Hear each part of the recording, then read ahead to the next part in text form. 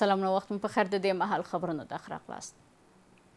ټرمپ پر ایران تر ټولو خطرناک او بېساره اقتصادي فشار راوړی او ویل چې هر هغه اداره یا هیواد چې له اسلامي جمهوریت سره همکاري وکړي سزا به ورکړل شي د امریکا ولسمشر د خبرو اترو لپاره دروازې پرانیستې ساتلې او ورغچي وایي چې پر ایران اقتصادي فشار د امریکا د اتباعو د غولولو هڅه ده او د امریکا اقتصادي ترهګري ټوله نړۍ ګواښي تهران باور لري چې واشنګټن خپله راتلونکې ماته اقتصادي جګړه بللې ده د امریکایي ولسمشر ډونالډ ټرمپ وایي هیواد د ایران پر وړاندې بېساري اقتصادي فشارونه پیل کړي هغه فشارونه چې د نوموړي په وینا یوازې ایران نه بلکې هغه هیوادونه هم په نښه کوي چې له تهران سره مرسته وکړي او له سختو اقتصادي پایلو سره به مخ شي ټرمپ د هرمز تنګي د وضعیت په اړه هم ویلي چې د ده په باور پر دغه سمندري مسیر بندیز ډیر اغیزمن تمام شوی او له څه مودې راهیسې هیڅ بیړۍ له هرمز تنګي څخه د ایران پر لور نه ده تللی. Well, we have things that we could sanction. We have very draconian sanctions and نن اعلان کوم چې د هر هیواد پر وړاندې تر ټولو سخت اقتصادي عملیات به پیل کړو دا اقتصادي جګړه او انزوا به په بېساري کچه وي هر هغه هیواد چې خپلو مالي بنسټونو شرکتونو هوایي ډګرونو یا دولتي ادارو ته اجازه ورکړي چې ایران ته د هر ډول مرستې یا د ژغورنې زمینه برابره کړي خپله به له ډېرو سختو اقتصادي پایلو سره مخ شي خو ټرمپ له ایران سره د خبرو احتمال هم په بشپړه توګه رد کړی نه دی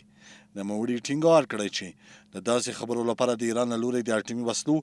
د ترلاسه کولو څخه بشپړ لاس اخیستل شرط دی Maybe at some point, but right now, I think the situation is so good. کېدای شي په یو وخت کې دا کار ترسره کړو خو اوس مهال وضعیت ډېر ښه دی سره له دې ښایي په یو وخت کې خبرې بیا پیل کړو په تهران کې هم مهاله د هرمز تنګي د کنټرول د زیاتوالي په اړه بحثونه روان دي د ایران د اسلامي شورا د ملي امنیت او بهرني سیاست د کمیسیون ویاند ابراهیم رضایي وایي د هرمز تنګي د امنیت لپاره د جوړ شوي پلان له مخې به د دغه سمندري مسیر مدیریت څارنه او تلاشي د ایران په واک کې وي او د وسلوالو ځواکونو د لوی درستیز تر څارنې لاندې به ترسره کیږي در این طرح اشاره شده تاکید شده که شناورهای متخاصم و حتی شناورهای جاسوسی و اطلاعاتی که میخوان علیه جمهوری اسلامی ایران احیانا ممکنه تهدیدی برای امنیت ملی ما باشن حق ورود به در عبور از تنگه هرمز رو ندارن کشتی یا شناور فرق نمیکنه نظامی یا غیر نظامی از رژیم صهیونیستی حق ورود به اونجا رو نداره یک ضوابطی گذاشته شده انشالله در دولت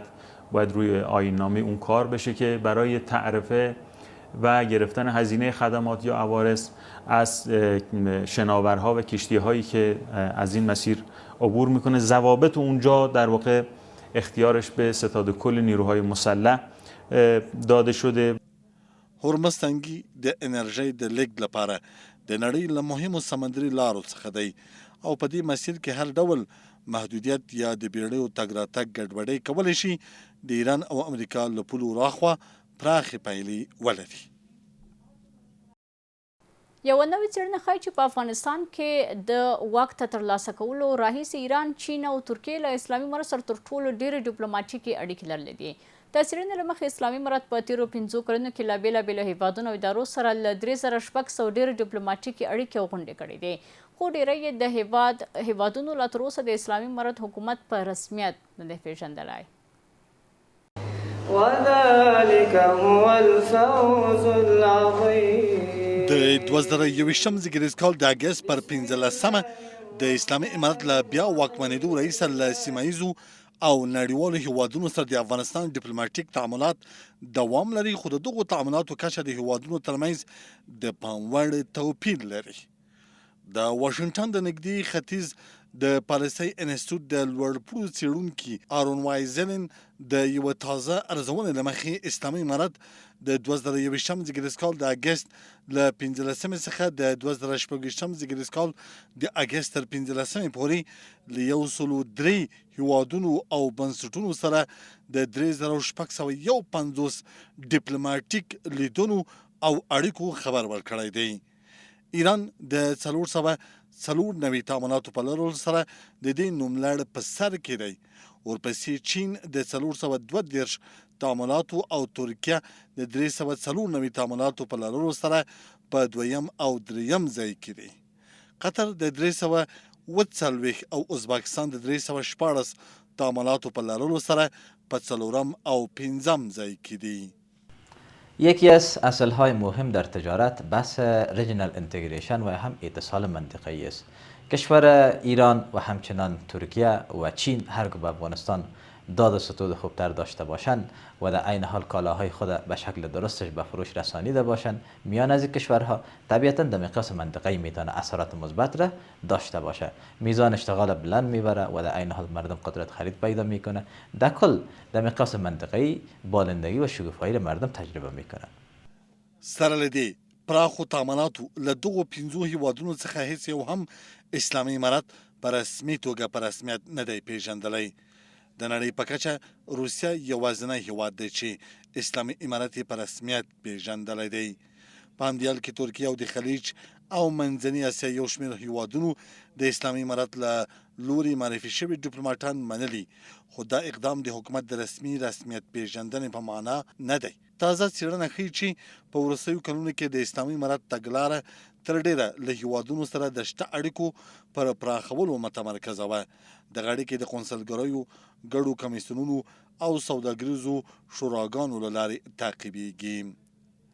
دا بهیر په داسې حال کې رامنځته شوی چې له لویدیځو هیوادونو سره د اسلامي امارت ډیپلوماټیک تعاملات د واکمنۍ د لومړي کال په پرتله کم شوی.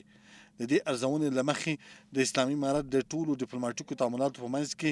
د لویدیځو هیوادونو ونډه په لومړي کال کې له نږدې 14 سلنې څخه په 5م کال کې یوازې 15 سلنې ته راټیټه شوې ده. در این گفته میتونیم که رابطه افغانستان گسترش پیدا میکنه و افغانستان میرن عضو جامعه جهانی میشن و از انزوای جهانی هم نجات پیدا میکنه که این به خود به نفع افغانستان و مردم افغانستان است و مردم افغانستان هم از شاید از مساعدت جهانی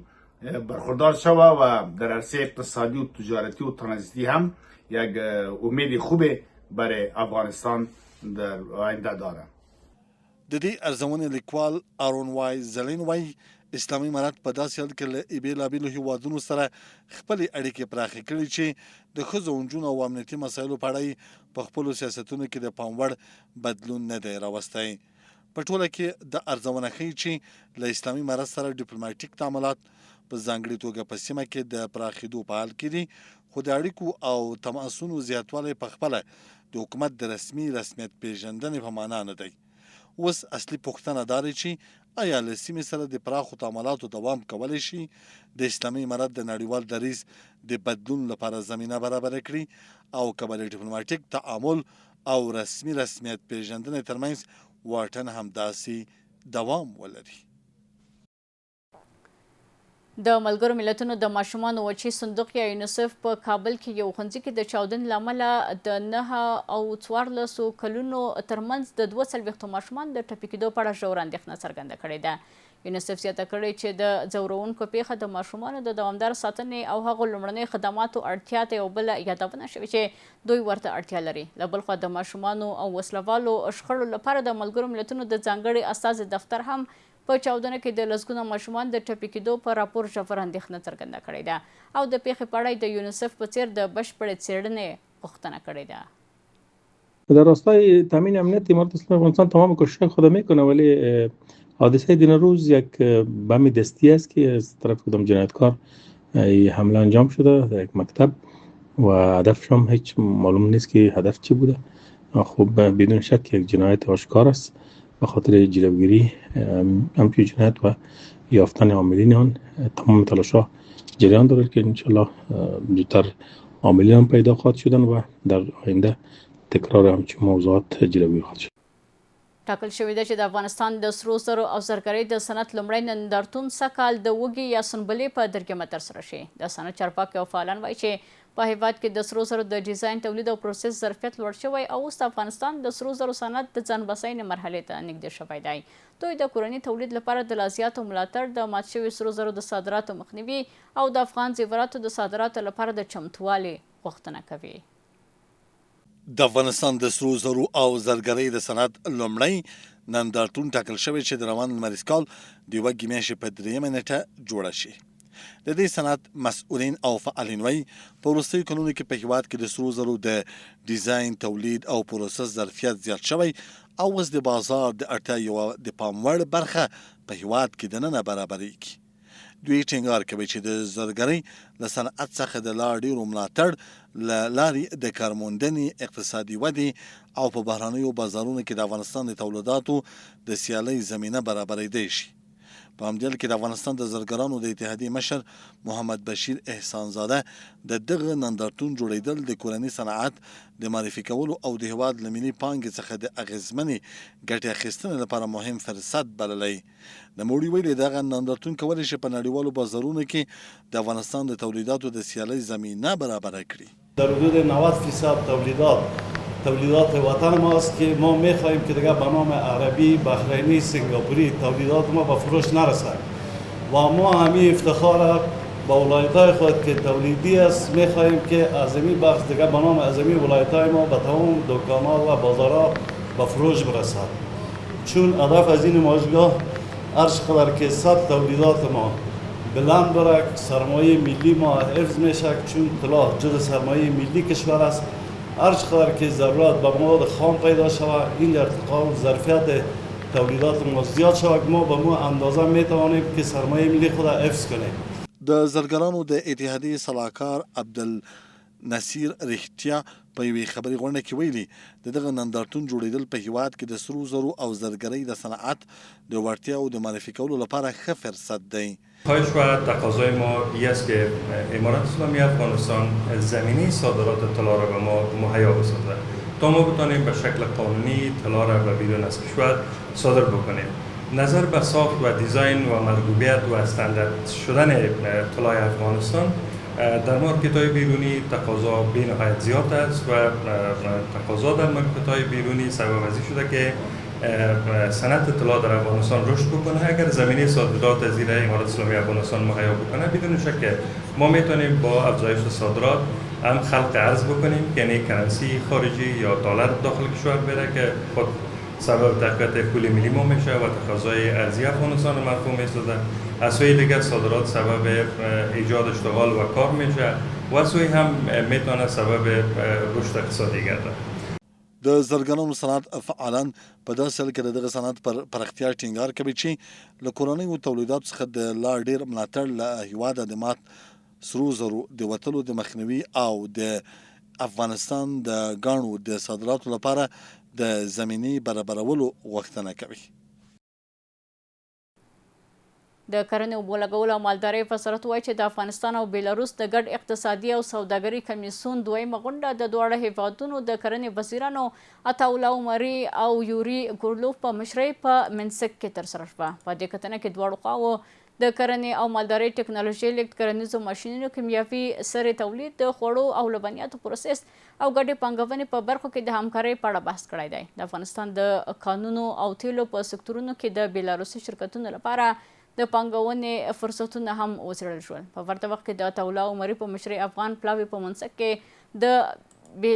د بیلار شرکت له کارخونې هم لیدنه وکړه. د دې سفر په لړ کې د درنو ماشینونو تولید، د تجربې لیږد او تخنیکي همکاریو پراختیا په اړه بحثونه وشول. د امریکا د NPR رسنۍ راپور ورکړی چې د امریکا د پوځي پرسونل او د کورنۍ د غړو په ګډون له 1000 زیات افغان کډوال لا هم د قطر په السیلیا کمپ کې دي او نور هیوادونو ته د لیږد په تمه دي. د راپور له مخې دا کډوال له افغانستان له وتلو وروسته په دې کمپ کې میشت شوي دي او دریم هیواد ته د دوی د لیږد پروسه لا نه ده بشپړه شوې. د امریکا د بهرنیو چارو وزارت هم اعلان کړی چې په نورو هیوادونو کې د دې خلکو د بیا میشتنېدنې لپاره بحثونه روان دي، مګر د دوی د لیږد لپاره ځانګړی وخت نه دی اعلان شوی. زموږ د دې مهال خبرونه پر همدې ځای پای ته رسیږي. ښه وخت ولرئ.